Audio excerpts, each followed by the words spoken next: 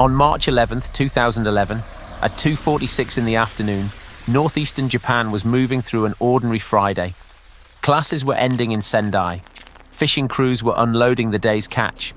Cars followed familiar coastal roads toward home. Cash registers chimed inside convenience stores, commuters waited on railway platforms, and beyond the concrete seawalls, the Pacific looked cold but calm. Then a deep vibration passed through the ground. Dishes rattled, traffic lights began to swing, cracks opened across walls and pavement. People who had lived with earthquakes all their lives reacted almost automatically.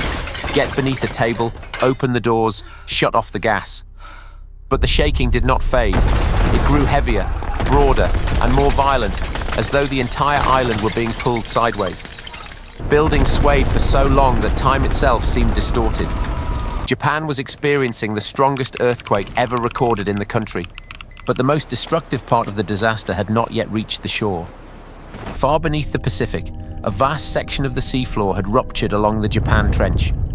The earthquake reached a magnitude of 9.0, releasing energy across hundreds of kilometers of the subduction zone. Shaking spread from Tohoku to Tokyo. Power grids failed. High-speed trains stopped automatically. Mobile networks were overwhelmed by millions of calls. Just 3 minutes after the earthquake began, Japan's warning system issued its first tsunami alert. It was fast, but it was based on an early estimate that had badly underestimated the true size of the rupture. The first forecast suggested a wave of around 6 meters for Miyagi and roughly 3 meters for Iwate and Fukushima. Those figures already meant extreme danger. Yet much of the coastline was protected by seawalls, breakwaters, floodgates, and reinforced evacuation buildings. Sirens sounded. Police blocked roads. Loudspeakers ordered residents to move inland. Many left immediately. Others looked toward the walls that had protected their towns for decades and believed they still had time. Along the coast, the sea began behaving in ways that made no sense. In some harbors, the water pulled back and exposed the muddy seabed, leaving boats tilted on the ground. Elsewhere, the level rose rapidly without any visible breaking wave. What appeared on the horizon was not a clean wall of blue water. It was a dark, uneven mass filled with mud, timber, fishing boats, ice, vehicles, and fragments of buildings. It did not simply crash against the shore and disappear. It kept rising. It filled bays, forced its way into river mouths, and turned the ocean into a moving landscape. At Taro, a massive system of seawalls stood roughly 10 meters high and stretched for more than 2 kilometers. It had become a symbol of safety. The tsunami climbed over it. In other towns, the water curved around breakwaters, smashed through floodgates, or entered from behind through rivers and canals. The narrow bays of the Sanriku coast compressed the incoming water and drove it higher.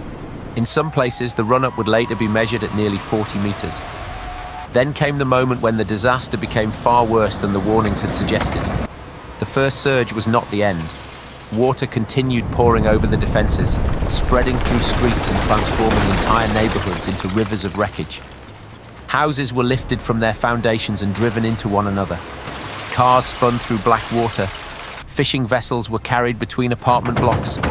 Fires burned on rafts of debris, while the current pushed them deeper into flooded towns. In Rikuzen Takata, Minami-san Riku, Onagawa, and communities all along the coast, the familiar pattern of roads vanished within minutes. On the broad Sendai Plain, the tsunami did not stop at the first row of buildings. It traveled inland across farmland, motorways, drainage channels, and industrial districts. Helicopter footage showed water moving across dry land faster than many vehicles could escape. Ahead of it were people still searching for higher ground. Behind it, roads were gone, fire stations were flooded, bridges had collapsed, and communication was failing precisely where it was needed most. By evening, this was no longer only an earthquake and tsunami. At the Fukushima Daiichi nuclear power station, the operating reactors had shut down automatically when the ground began to shake. Emergency diesel generators started as designed, powering the systems needed to cool the reactor cores. Then, about 46 minutes after the earthquake, waves more than 14 meters high reached the facility. The plant's coastal protection had been designed for something much smaller. Seawater flooded generators, electrical switchgear, pumps, and lower sections of the buildings. Power disappeared. Instruments went dark. Normal cooling systems began to fail. Operators were left inside damaged control rooms with limited information, unreliable communication, and almost no light, while aftershocks continued and the surrounding region collapsed into chaos. During the following days, hydrogen explosions would tear through reactor buildings and evacuation zones would expand. The disaster had gained a second threat, one that could not be seen approaching from the horizon. Yet inside this immense failure of concrete, electricity, communication, and prediction, individual decisions were still saving lives. In Kamaishi, school children did not remain inside the evacuation areas marked on official maps. They began running uphill.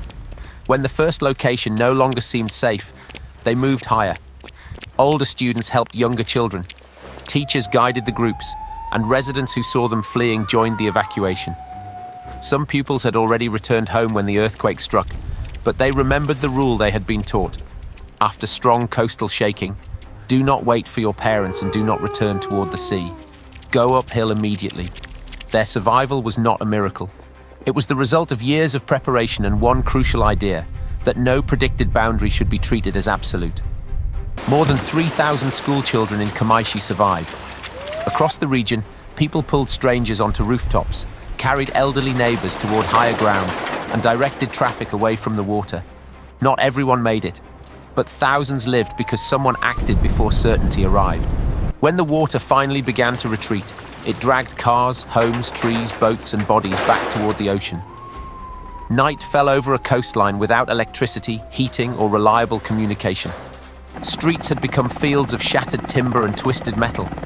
Ports had disappeared. Roads and bridges were broken, and entire communities were cut off from the outside world. Survivors spent the freezing night inside schools, temples, municipal buildings, and shelters on higher ground, unsure whether their families or neighboring towns still existed. More than 120,000 homes were completely destroyed. The total number of dead, including disaster-related deaths in the years that followed, approached 20,000. Thousands remained missing. But numbers could not describe what had been lost. Each figure represented an empty classroom seat, a darkened home, an unanswered telephone, or a name still being searched for among lists of survivors. Northeastern Japan had not vanished from the map, but in a single afternoon, familiar coastlines and entire communities had been erased. After Tohoku, Japan changed its tsunami warnings, evacuation procedures, coastal defenses, and assumptions about what a worst-case disaster could look like. Future alerts would need to communicate uncertainty more clearly instead of offering false precision. But the hardest lesson was not simply that seawalls needed to be taller. Barriers can weaken a wave. They can slow it down. They can give people a few additional minutes. They cannot guarantee that the next disaster will remain within the limits engineers expected. A hazard map is not a promise that the water will stop at a colored line. The first forecast can be wrong. Communications can fail. A familiar evacuation route can disappear. When the ground near the ocean shakes hard and continues shaking, the earthquake itself must become the warning. Leave immediately, keep climbing, go higher than seems necessary. On March 11, 2011, the sea revealed how fragile human certainty can be. But the survivors of Tohoku revealed something else. When technology fails, preparation, memory, and decisive action can still preserve the future.